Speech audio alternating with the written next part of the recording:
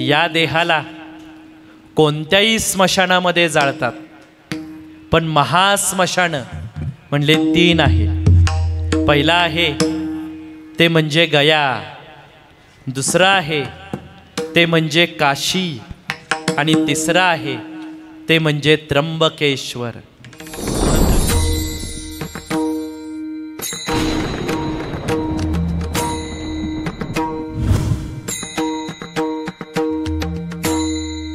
आई स्त्रीचं सार्थक ह्या पतिव्रतेमध्ये आहे.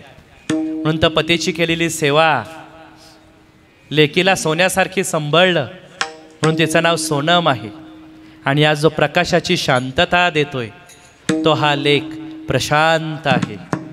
आणि हा सगळा कीर्तनाचा दीप ज्यांनी लावलाय तो असणारा जावई दीपक आहे. म्हणून तर आज आईने ह्या घराचं नंदनवन बनवलं. त्या आईचं आज हे स्मरण आहे, त्या आईचं आज हे स्मरण आहे. नंतर आज मरणाचा आणि जन्माची वारी सांगायची. पंढरीची वारी तर चालूच आहे, पण आज आपल्याला जन्म मरणाची वारी बघायची. म्हणून तर महादेव पार्वतीला विचारतात, पार्वती काय झालं ग? पार्वती म्हटली, बघा ना देवा. म्हणले काय झालं? म्हणले सगळे देव कुठं कुठं राहतात आणि तुम्ही मात्र म्हणले इथं राहता. महादेव म्हणले काय झालं पार्वती? म्हणले पहा ना, ब्रह्मदेव स्वर्गात राहतात, विष्णुदेव वैकुंठात राहतात, या मृत्यूलोकातले प्राणी आपापल्या घरात आणि मोठ्या मोठ्या बंगल्यांमध्ये राहतात, आणि तुम्ही मात्र म्हटले महादेव या स्मशानात राहता. म्हणले का बरं? त्यावेळेस महादेव पार्वतीला सांगतात, अगं पार्वती, हे मृत्यूलोकातले प्राणी ज्या घरात राहतात ना ते घर नाही म्हणले, ती धर्मशाळा आहे. सगळ्यांना इथंच यायचंय. म्हणून सगळ्यांच्या आधी म्हणले इथं येऊन बसलोय, सगळ्यांच्या आधी आलोय ना या स्मशानात. म्हणून तर माझं नाव काय आहे? माझं नाव आहे आदिनाथ. आणि सगळ्यांच्या शेवटी आहे म्हणून माझं नाव काय आहे? माझं नाव आहे अमरनाथ. म्हणून सगळ्यांच्या आधी या स्मशानात येऊन बसलोय, म्हणून मी आदिनाथ आहे. आणि नुसता आदिनाथ नाही म्हणले, मी कोण आहे? मी या विश्वाचा गुरु आहे. आदिनाथ गुरु सकळ सिद्धांचा, मच्छिंद्र तयांचा मुख्य शिष्य. सगळ्यांच्या आधी आलोय आणि या विश्वाचा मी गुरु आहे.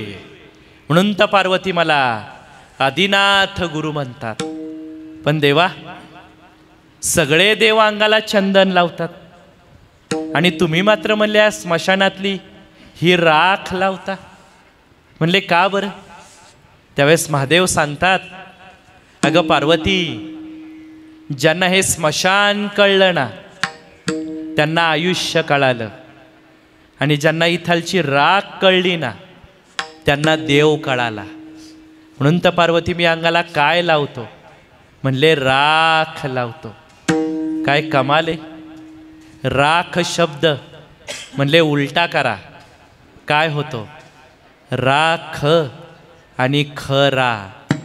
जो खरा आहे ना त्यालाच म्हणले ही राख कळती, त्यालाच म्हणले ही राख कळती. म्हणून तर तुकोबाराय म्हणले, शेवटी काय होती? शेवटी म्हणले राख होतीये, शेवटी राख होतीये. तुका म्हणे रक्षा झाली आपोआप, उजळला दीप गुरुकृपे.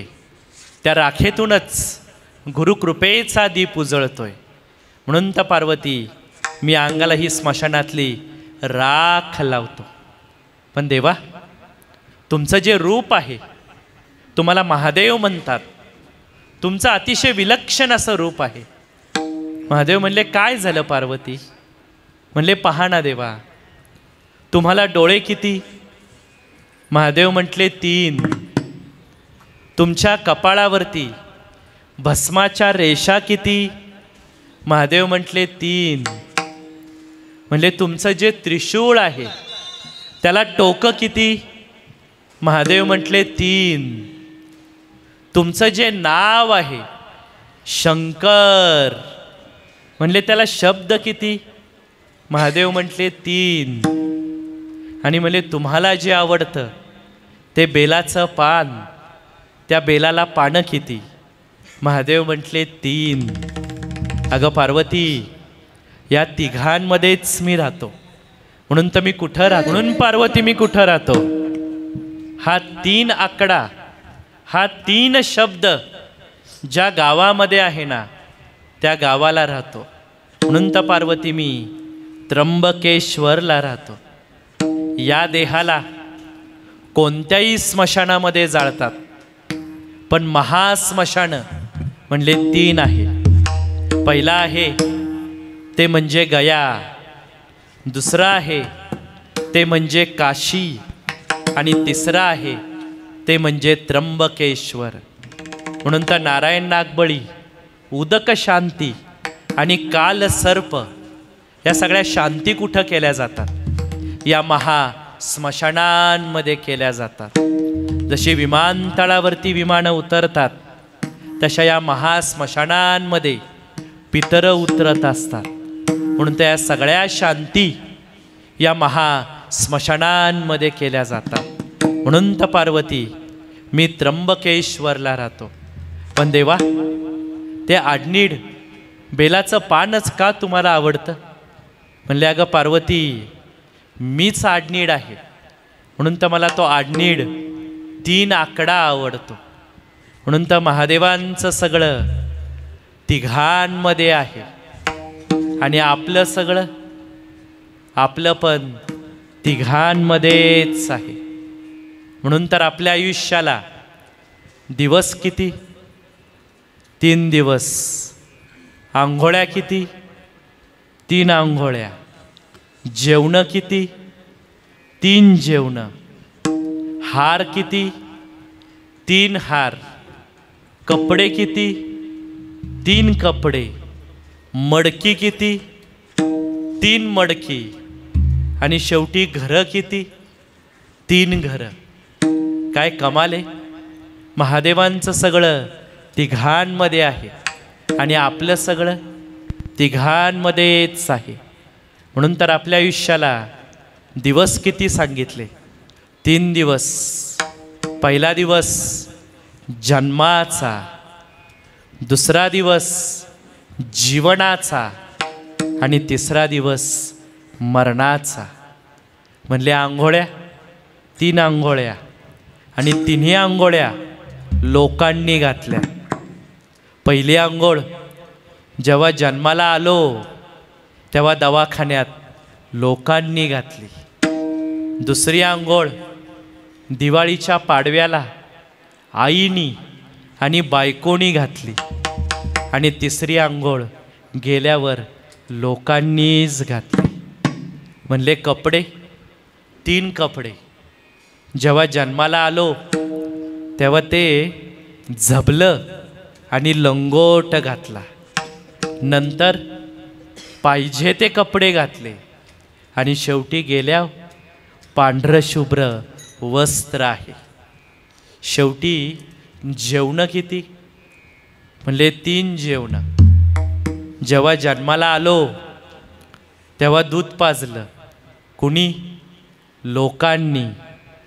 नंतर पाहिजे ते खाल्लं या हातानी, आणि शेवटी पाणी पाजलं लोकांनीच. म्हणून तर आज कशाला आलोय? पाणीच पाजायला आलोय. जेव्हा देह गेला तेव्हा त्या देहाला पाणी पाजलं, शेवटी त्या जीव खड्याला पाणी पाजलं, आणि आज सकाळी त्या पिंडाला पाणी पाजलं. म्हणून तर आज कशाला आलोय? पाणीच पाजायला आलोय. शेवटी हार 3 हार. जन्माला आलो तेव्हा पहिला हार बारशाच्या दिवशी पाळण्याला घातला.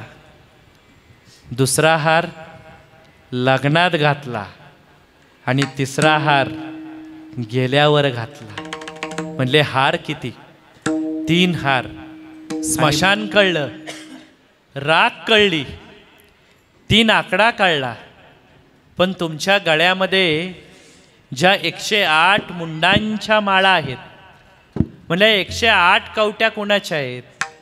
महादेव म्हणले अगं पार्वती, मी ही 108 मुंडांची माळ घातली आहे. ही कुणाची मुंड आहे माहिती आहे का? पार्वती म्हणली कुणाची?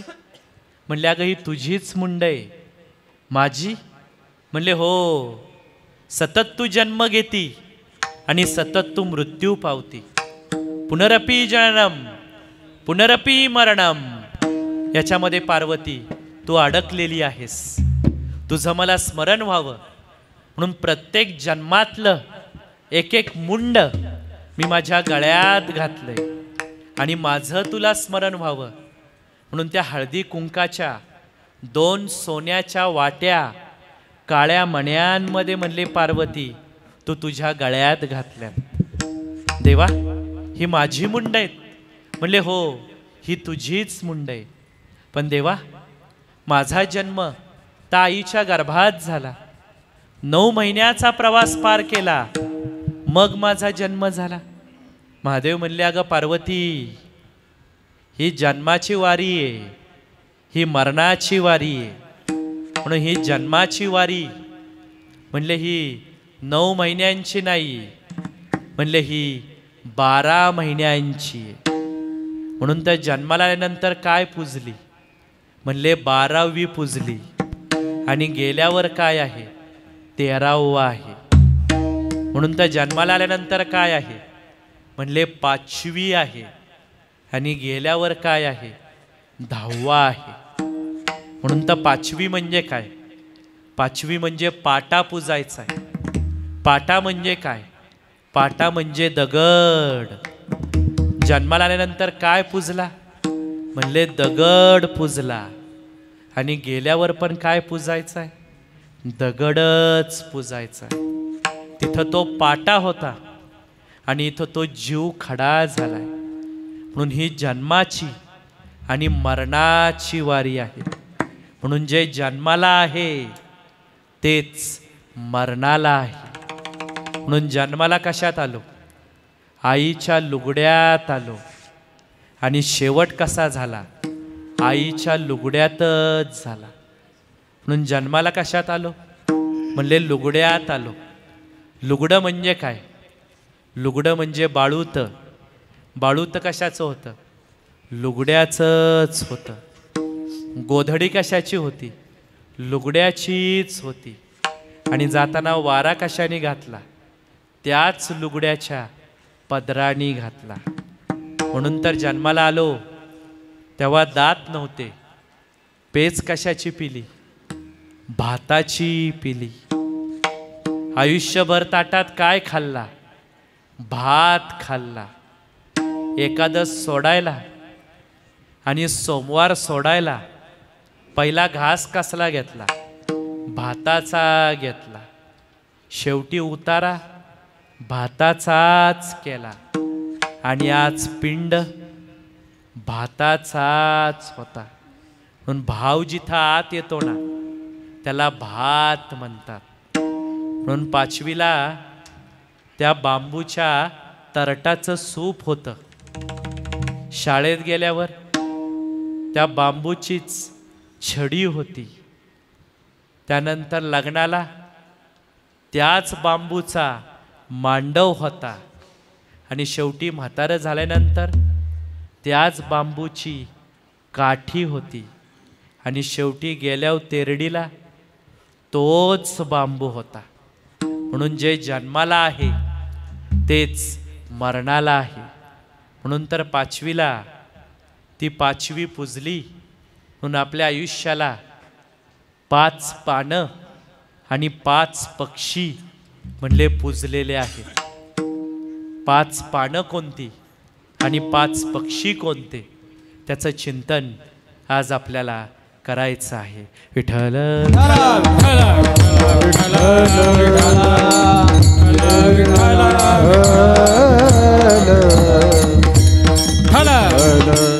5 पक्षी सांगितले. पहिला जो पक्षी आहे तो आहे राजहंस. दुसरा जो पक्षी आहे ती आहे चिमणी. तिसरा जो पक्षी आहे तो आहे गरुड. चौथा जो पक्षी आहे तो आहे मोर. आणि 5वा जो पक्षी आहे तो आहे कावळा. म्हणून ते 5 पक्षी आपल्या जन्माला आहेत आणि 5 पानं आपल्या जन्माला आहेत. म्हणून तर पहिलं पान आहे ते आहे केळीचं पान. दुसरं पान आहे ते आहे नागिनीचं पान. तिसरं पान आहे ते आहे तुळशीचं पान. चौथं पान आहे ते आहे पिंपळाचं पान. आणि 5वे 2 डहाळे आहेत. एक आहे आंब्याचा डहाळा आणि एक आहे लिंबाचा डहाळा. म्हणून ती 5 पानं आपल्या आयुष्याला पुजलेली आहे. पहिलं पान सांगितलं केळीचं पान. म्हणून तर केळीचं पान म्हणजे काय? वास्तुशास्त्र सांगतं केळीचं झाड अंगणामध्ये नसावं, पण तोच केळीचा खुंट शुभ कार्यामध्ये आपण अंगणामध्ये लावतो. म्हणून केळीचं वैशिष्ट्य आहे, एकदा तिचं फूल तोडलं तर परत येत नाही. तसं आपलं आयुष्य आहे, एकदाच जन्म आणि एकदाच मृत्यू आहे. म्हणून ते केळीचं पान म्हणजे देव आणि भक्त याचं प्रतीक आहे. या केळीच्या झाडामध्ये बृहस्पती नावाचे देव म्हणले वास करत असतात. लंकेवर विजय मिळवला तेव्हा सीतेनी सगळ्या वानरांना अयोध्येमध्ये जेवायला बोलवलं. सागर संगीत स्वयंपाक केला होता. मारुतीला सांगितलं सगळ्या माकडांना घेऊन सगळ्या वानरांना घेऊन तुम्ही म्हणले अयोध्येमध्ये या. सगळी पानं वाढली, सगळी वानरं जेवायला बसली. हनुमंतरायांना सुद्धा पान वाढलं. स्वतः रामराय जेवायला बसले. तेव्हा रामराय हनुमंताला सांगतात म्हणजे तू आज वेगळ्या पानात जेवायचं नाही, तू माझ्याच पानात जेवायचं. तेव्हा हनुमंतराय म्हणतात मी तुमचा दास आहे, मी तुमच्या समोर हात जोडून उभा राहणार. तुमच्या पानात जेवायची तर म्हणले लांबची गोष्ट आहे. तेव्हा प्रभू ऐकेनात. म्हणले हनुमंता लंकेचा विजय हा तुझ्यामुळे मिळालेला आहे. म्हणले खारुताईचा तर वाटा आहेच, म्हणून त्याला खारीचा वाटा म्हणतात, पण तुझा सिंहाचा वाटा आहे, त्यामुळे तू माझ्याच पानात जेवायचं. त्यावेळेस दोघांमध्ये शाब्दिक चकमक झाली. तेव्हा हनुमंतराय ऐकायला तयार नाही. तेव्हा प्रभूंनी आपलं मधलं बोट काढलं आणि त्या केळीच्या पानावरून फिरवलं आणि त्या एका केळीच्या पानाची 2 पानं केली. म्हणून तर आपण केळीचं पान पाहिलंय, त्याच्यामध्ये जे बोट आहे ते रामाचं बोट आहे. म्हणून तर केळीचं पान देव आणि भक्त याचं प्रतीक आहे. म्हणून तर देवा भक्ताचं जिथं मिलन होतं ते हे केळीचं पान आहे. म्हणून ती घोंगडी होती की जे प्रतीक आहे मी तू पण गेलेलं, आणि हे केळीचं पान आहे. म्हणून तर आज सगळे पिंड आणि नैवेद्य कशामध्ये दाखवलाय? त्या केळीच्या पानामध्ये दाखवलाय. दुसरं पान आहे ते म्हणजे नागिनीचं पान, की ज्याला नागवेलीचं पान म्हणतात, त्यालाच खाऊचं पान म्हणतात, त्यालाच तांबूल म्हणतात. का बरं म्हणले याला नागिनीचं पान म्हणतात? काय कमाल आहे बघा ना. प्रत्येक ठिकाणी हे नागिनीचं पान आहे. म्हणून तर 5वीला नागिनीचं पान, 12वीला नागिनीचं पान, लग्नामध्ये साखरपुड्याला नागिनीचं पान, हळदीला नागिनीच्या पानाचा विडा, आणि ज्यावेळेस नवरदेव भवल्यावरती चढतो तेव्हा त्याच्या मुखामध्ये सुद्धा या 5 नागिनीच्या पानांचाच तांबूल दिला जातो. कारण की त्याला संसार रंगवायचा आहे. आणि गेल्यावर त्या तिरडीवरती सुद्धा त्या देहाच्या मुखामध्ये 5 नागिनीच्या पानांचाच विडा दिला जातो, का तर त्याला कर्म रंगवायचं आहे. म्हणून ते नागिनीचं पान साधं नाही. म्हणून तर देवीच्या घाटाला पहिली माळ कसली आहे? नागिनीच्या पानांचीच आहे. का बरं याला नागिनीचं पान म्हणतात? हे नागिनीचं पान म्हणले करतं काय? हे मुखाला रंग देतं. ज्यावेळेस 5 पांडवांनी म्हणले राजसूय यज्ञ केला, त्यावेळेस सगळ्या राजांना साधूंना जेवायला बोलवलं होतं. भगवान श्रीकृष्णांना सांगितलं स्वयंपाकाची व्यवस्था, हे सगळं व्यवस्थापन म्हणले तुम्ही बघायचं. भगवंत म्हणले मान्य आहे. द्रौपदीला सांगितलं तू स्वयंपाकघर बघायचं. भीमाला सांगितलं तू कोठार धान्याचं बघायचं. अर्जुनाला सांगितलं तू वाढायची व्यवस्था करायची. आणि शेषनागाला सांगितलं तू बाहेरची कामं करायची. तेव्हा सगळ्या राजांचं साधूंचं जेवण झालं. आणि जेवण झाल्यानंतर सगळ्यांनी सांगितलं जेवण फार स्वादिष्ट होतं, पण जेवण झाल्यानंतर मुखशुद्धीसाठी आम्हाला एखादं पान हवं आहे. तेव्हा श्रीकृष्णाने शेषनागाला सांगितलं तुम्ही बगीच्यामध्ये जावा आणि एखादं पान घेऊन या. तेव्हा त्या शेषनागाने त्याची जी बायको होती पद्मिनी नावाची नागिन, तिला सांगितलं की तू जाऊन एखादं पान घेऊन ये सगळ्यांच्या मुखशुद्धीसाठी.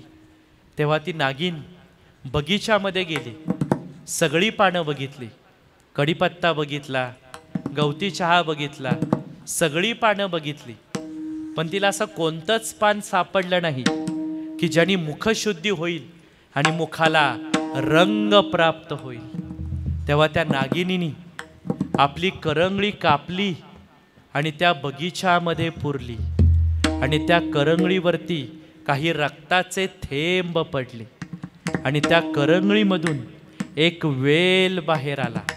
आणि त्या वेलालाच नागिनीच्या करंगळीमधून तो वेल बाहेर आला, म्हणून त्याला नागवेली म्हणतात. म्हणून तर माऊली ज्ञानेश्वरीमध्ये सांगतात या वेलाचं वैशिष्ट्य आहे म्हणजे याला फूल नाही आणि याला फळ नाही, याला फक्त पानच येतात. म्हणून तर ते नागिनीचं पान आपण खाल्लं तर ते म्हणले रंगतं. त्या नागिनीच्या पानाच्या टोकामध्ये लक्ष्मीचा वास आहे आणि देठामध्ये कनिष्ठ लक्ष्मीचा वास आहे. म्हणून जो कलश मांडतो त्या कलशाला ही 5 नागिनीची पानं म्हणले वापरली जातात. म्हणून ते नागिनीचं पान म्हणजे लक्ष्मीचं प्रतीक आहे. म्हणून तर 2 महाराष्ट्रातल्या आपल्या 3.5 शक्तिपीठांपैकी ज्या 2 देवी आहेत त्यांना हा प्रसाद दिला जातो. म्हणून तर माहूरची जी रेणुका माता आहे त्या रेणुका मातेला हा तांबूल भरवला जातो.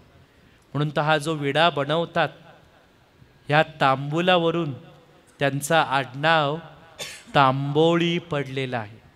म्हणून तर ही नागिनीची पानं जी लोक विकतात हा विडा तयार करतात त्यांचा आडनाव तांबोळी आहे. आणि नाशिकची सप्तशृंगी माता त्या देवीच्या मुखामध्ये सुद्धा हा नागिनीच्या पानांचाच विडा दिला जातो. म्हणून तर नागिनीचं पान जन्मापासून मरणापर्यंत आहे. म्हणून तर सुवासिनीला या नागिनीच्या पानाचाच विडा दिला जातो. म्हणून तर आई सुवासीन गेलेली आहे. म्हणून तर ही कोण आहे? पतिव्रता आहे. आम्ही पतिव्रता नारी सती सावित्रीच्या लेकी पूजा वडाची करतो हाती घेऊन आरती.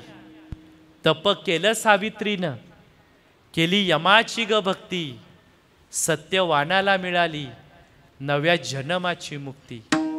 धन्य झाली ग सावित्री जन्म लागला सार्थकी, जन्म लागला सार्थकी. म्हणून तर स्त्री जातीचं सार्थक कशामध्ये आहे? स्त्री जातीचं सार्थक आहे सुहासिनीच्या मरणामध्ये.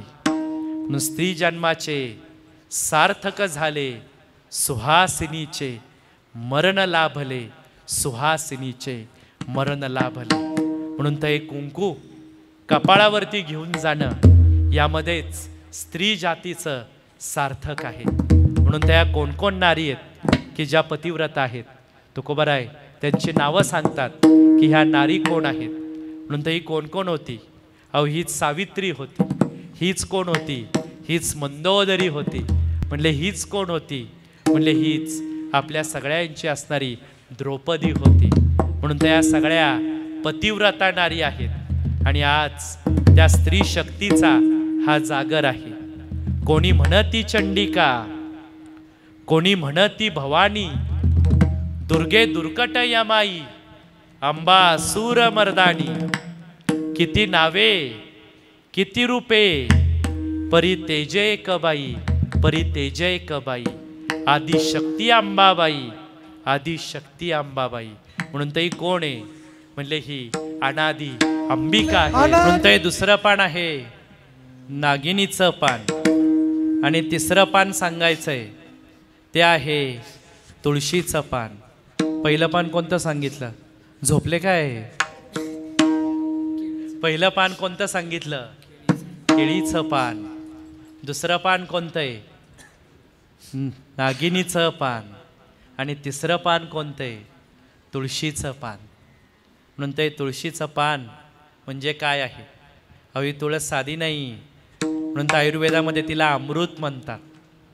तुळशीचं पान म्हणजे अमृताचं पान आहे.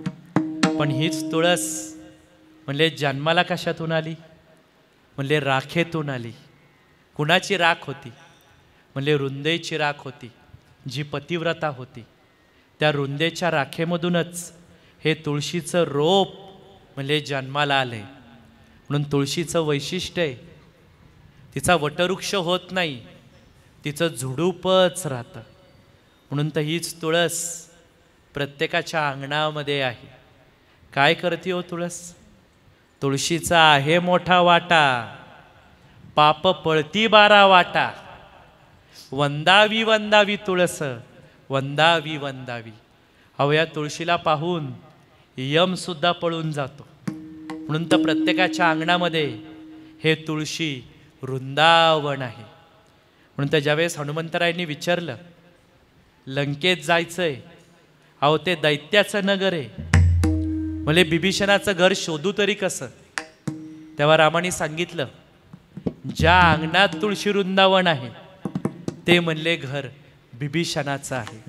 म्हणून तर वैष्णवाचं घर कोणतं आहे? की ज्याच्या अंगणामध्ये तुळस आहे. म्हणून तर ही तुळस साधी नाही. अहो ही आली कुठून? नाथ महाराज म्हणतात तिला वैकुंठात घेऊन या मृत्यू लोकामध्ये आलोय. म्हणून तर वैकुंठाहून आणली तुळशी माऊली. म्हणून ही कुठून घेऊन आलोय?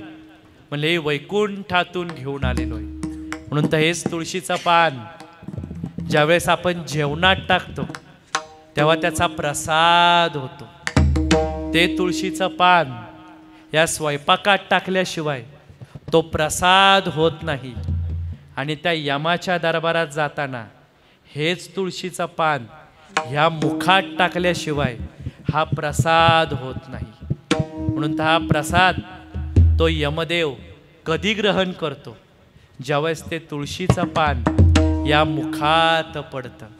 म्हणून तर एवढा या तुळशीचा महिमा आहे. हरिता कोटी पुण्य यज्ञ. म्हणून सकाळी जर तुळशीचं दर्शन घेतलं तर कोटी यज्ञाचं पुण्य म्हणले आपल्याला प्राप्त होतो.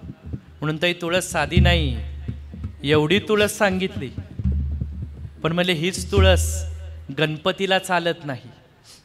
म्हणून तर गणपतीला तुळस चालत नाही आणि तुळशीला गणपती चालत नाही. ही तुळस की जिचं नाव वृंदा आहे, ती तारुण्य वयात आली, विवाह व्हावा म्हणून यमुनेच्या तटी चालली होती. जात असताना तिला गणपती दिसले. पद्मासन घालून बसले होते. लवचिक सोंड, सुपासारखे कान, पिवळा पितांबर आणि लंबोदर पोट. ते गणेशाचं रूप पाहून तुळशीच्या मनामध्ये वासनेनी प्रवेश केला तेव्हा त्या तुळशीने गणेशाला विनंती केली की तुमचं रूप पाहून मला तुमच्याबरोबर विवाह करण्याची इच्छा निर्माण झाली आहे. त्यावेळेस गणपती तुळशीला सांगतोय, अगं रुंदे, मी कोण आहे माहिती आहे का? म्हणले कोण आहे? जे स्मशानात राहतात त्या महादेवांचा म्हटले मी म्हणले पुत्र आहे. ते वैरागी आहेत आणि मी पण वैरागी आहे. म्हणले स्त्रीची सावली सुद्धा आम्हाला चालत नाही. माझे मोठे बंधू आहेत कार्तिक स्वामी, त्यांना तर स्त्रीची सावली पण चालत नाही आणि तू म्हणती लग्न करायचंय? हे शक्य नाही म्हटले. त्यावेळेस रुंदेला क्रोध आला. ती म्हणजे एका स्त्रीचा तू अपमान केलाय, लग्न तर तुम्हाला करावं लागणारच, पण म्हणले एका स्त्री बरोबर नाही, 2 स्त्रियांबरोबर. म्हणून तर त्या रुंदेनी त्या गणेशानी शाप दिला. म्हणले तुला 2 स्त्रियांबरोबर गणेशा लग्न करावं लागणार. म्हणून तर हा तुळशीचा रुंदेचाच शाप आहे. म्हणून गणपतीला 2 बायका आहे. एकीचं नाव आहे रिद्धी आणि एकीचं नाव आहे सिद्धी. आणि त्यावेळेस त्या गणेशाने सुद्धा तुळशीला शाप दिला, तुला लग्न करावं लागणार एकाच पुरुषाची, पण तो देव नसन, म्हणले दैत्य असन.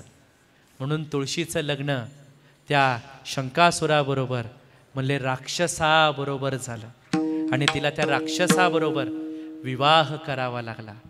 म्हणून तर गणपतीच्या पूजेमध्ये तुळस नाही, पण गणपती बसवताना जी 5 पत्री आणतो त्या सगळ्या 5 पत्रींमध्ये सगळ्या झाडाची पानं असतात, पण तुळस नसती आणि तुळशी वृंदावनामध्ये सुपारी नसती. म्हणून त्या दोघांचंही वाकडं आहे. म्हणून 3रं पान सांगितलं तुळशीचं पान. पहिलं पान कोणतं सांगितलं? केळीचं पान. 2रं पान आहे नागिनीचं पान. 3रं पान आहे तुळशीचं पान आणि 4थं पान आहे पिंपळाचं पान. म्हणून तर पिंपळाचं पान हृदयाच्या आकाराचं आहे.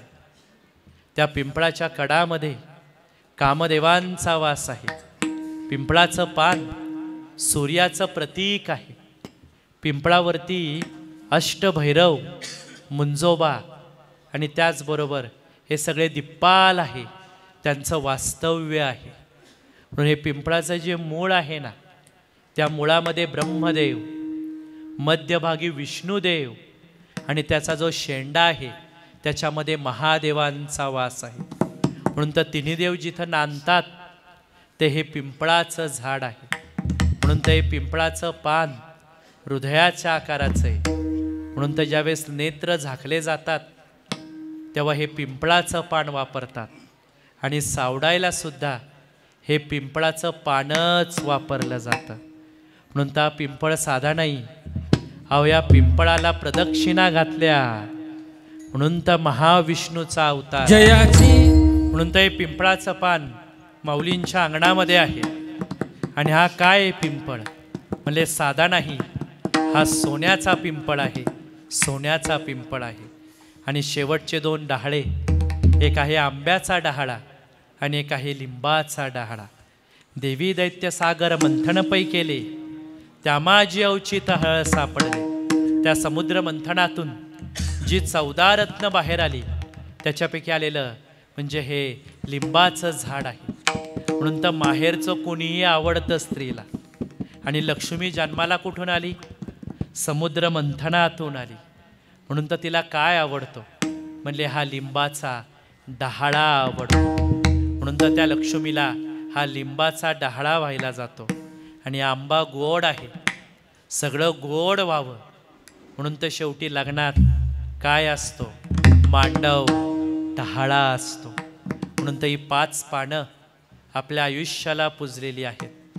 आणि जे शेवटचं पान आपण नेहमी वापरतो त्याला रुईचं पान म्हणतात. म्हणून तर ही रुई, या रुईचं पानच म्हणजे हनुमंतरायांच्या गळ्यात घातलं जातं. आणि घरामध्ये कोणी लग्नाच्या वयाचा मुलाचा जर मृत्यू झाला तर त्याचं लग्न सुद्धा या रुई बरोबर लावलं जातं. कसं काय बरं? ती तर म्हणले स्त्री झाली, तिचं लग्न त्याच्याबरोबर लावलंय म्हणजे ती स्त्री झाली. मग त्या स्त्रीची माळ हनुमंताच्या गळ्यात कशी? म्हणून ते रुईचं झाड म्हणले साधं नाही. ज्यावेळेस अंजनीनी हनुमंतरायांना जन्म दिला तेव्हा तिने 9 महिने या रुईला पाणी घातलं आणि तिला सांगितलं की माझ्या पोटी जो पुत्र जन्माला येणार आहे तो शक्तिशाली पाहिजेच, पण तो बुद्धिवान पाहिजे.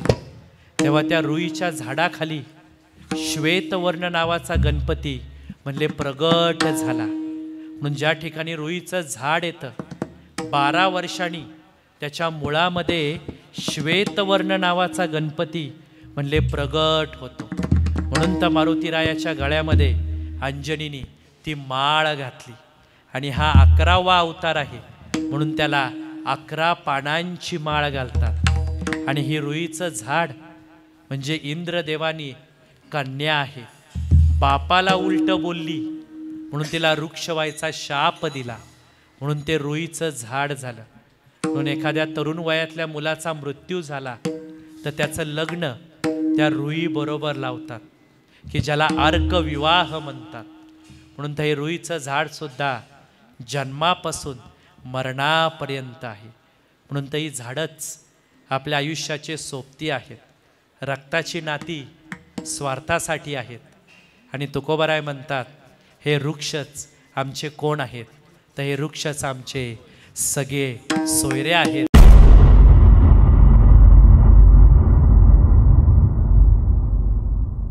आहेत आणि जे शेवटचं पान आपण नेहमी वापरतो त्याला रुईचं पान म्हणतात.